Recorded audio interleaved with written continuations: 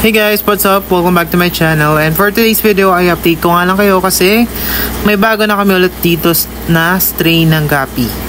At yung strain nga ng Gapi na mayroon kami ngayon ay itong Albino Blue Topaz. Ayan. So bago natin to ilagay sa tank nila ay yun. Check ko muna to isa-isa kung wala bang mahina or matamlay.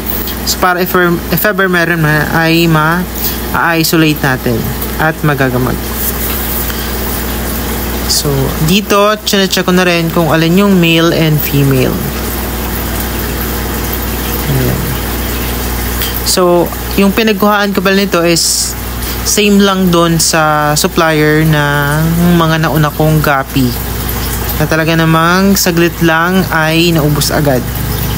So dito bale 5 male lang yung meron, tapos the rest is babae na.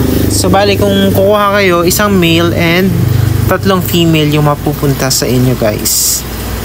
Ayan, paunahan na lang ulit sa Gapi na to guys. So mabilis lang ito maubos.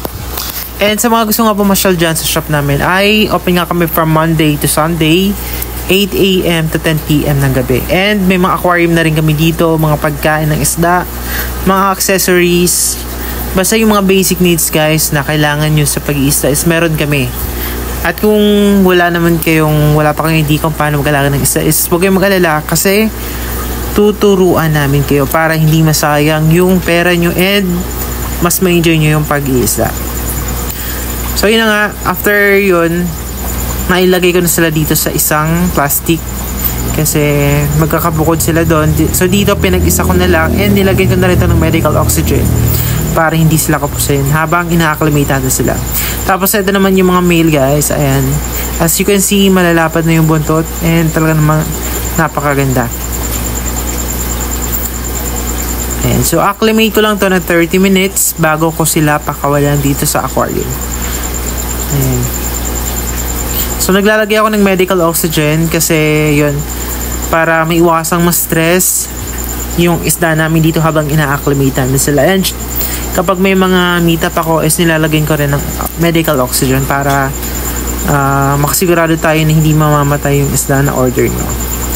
Tapos yun pala guys ay inform ko lang kayo na nakikipag-meetup din ako sa Candelaria Bayan, Walter Mart Candelaria, Lusacan, 7-Eleven, Chaong Bayan, San Antonio Bayan, Dolores Municipio, Sariaya Bayan. Ayan.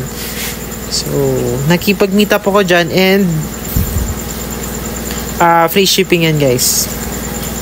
So, ito na nga after 30 minutes ay ipapakawalan na natin to.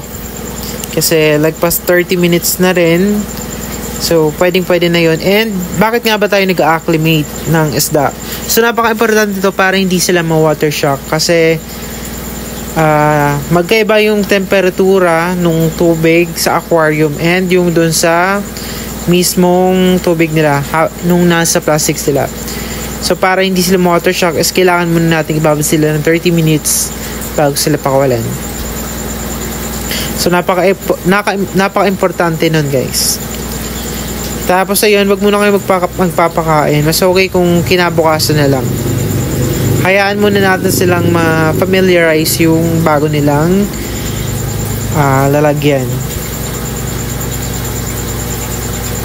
So ayan. So dito is yung mga female na lang yung hindi ko pa napapakawalan kasi nahirapan akong tanggalin yung goma.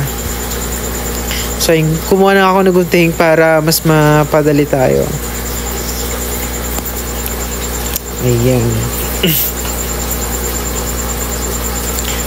So, mga Gapi pala namin dito guys is BBS yung pakain namin.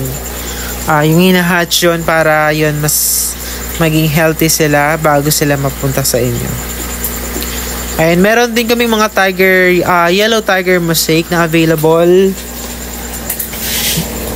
And metal snake skin blue tail. Ayan guys. Ayan. And finally, ayan, nakawala na kayo yung male and female na albino blue topaz natin, guys. So, ayan. Chat nyo na lang ako kung gusto nyo nito. Yun lang.